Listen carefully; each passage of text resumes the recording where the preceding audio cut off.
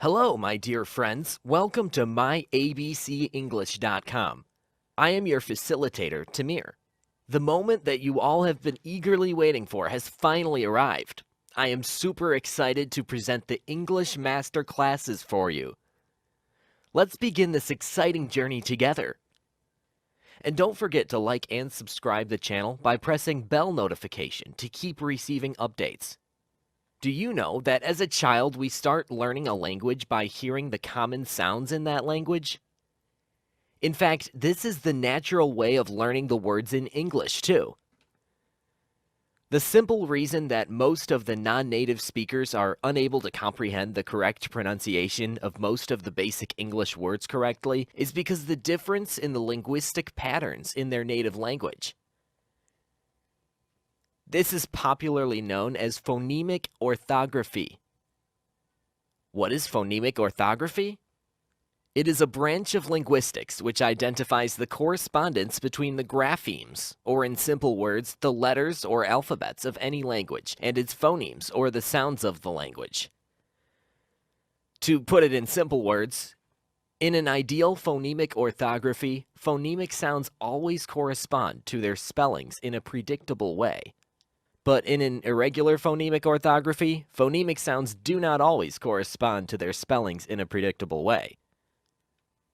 Taking an example, the words feet and feet have different spellings with the different meanings, but have the same pronunciation.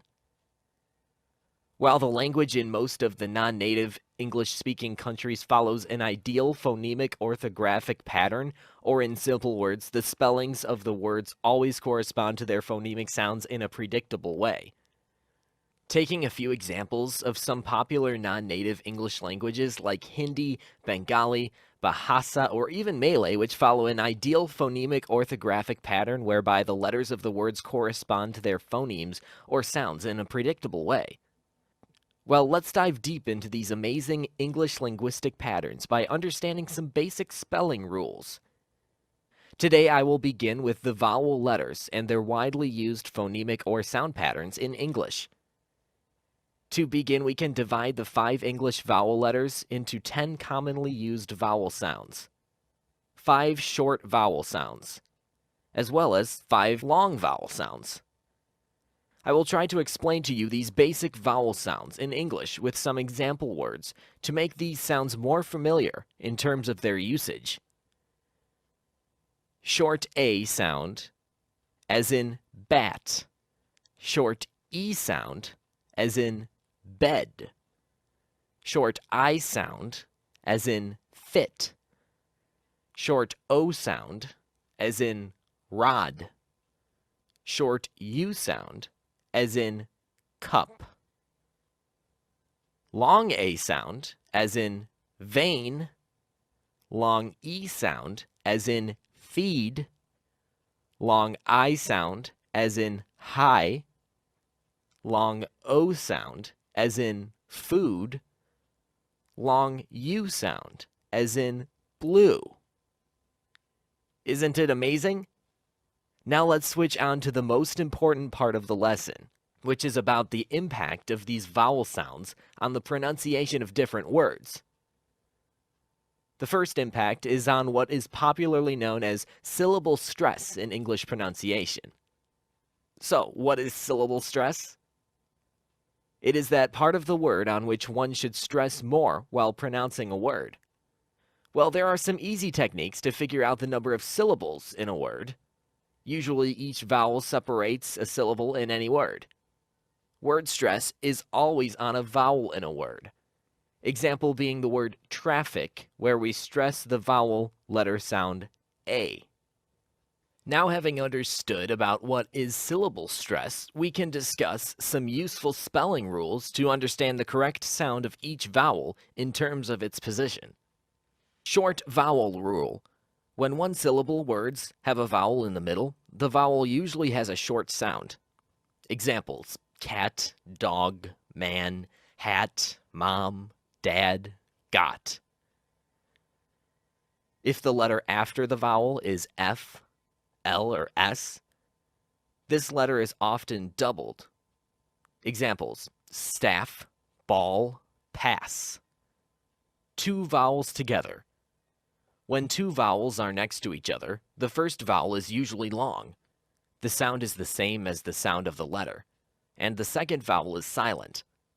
Examples: meet, seat, plane, rain, goat, road, lie, pie. Vowel consonant E pattern. When a short word or the last syllable of a longer word ends in this pattern, vowel consonant E, then the first vowel is usually long and the E is silent. Examples: place, cake, mice, vote, mute. Y as a long I. The letter Y makes the long sound of I when it comes at the end of a short word that has no other vowel. Examples: cry, try, my, fly, buy, hi. Y as a long E. When Y or EY ends a word in an unaccented syllable, the Y has the long sound of E. Examples: money, honey, many, key, funny. I before E. Write I before E when the sound is long E, except after the letter C. Examples: relieve, relief, reprieve. When there is a C preceding, then it is EI, receipt, receive, ceiling, deceive, conceive. E before I.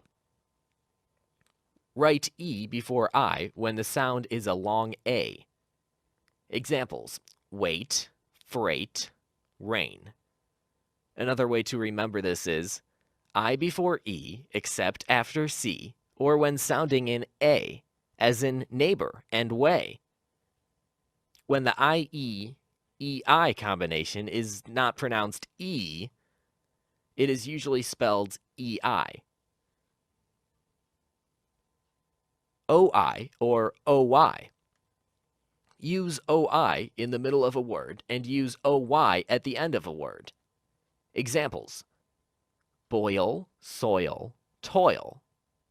Boy, toy. OU or OW.